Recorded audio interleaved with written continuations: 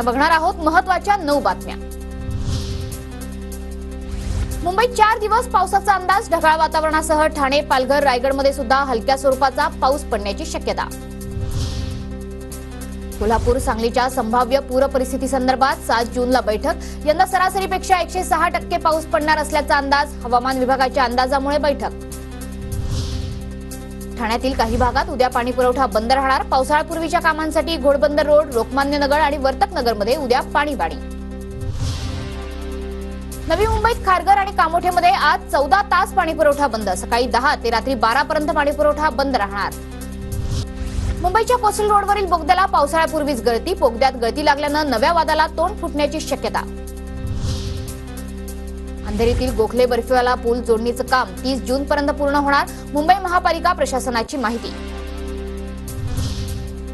कोकण पदवीधर मतदार नोंदणीसाठी आजपर्यंत मुदत, सिंधुदुर्ग जिल्ह्यात 25 मतदान केंद्रावर 26 जून रोजी मतदान होणार।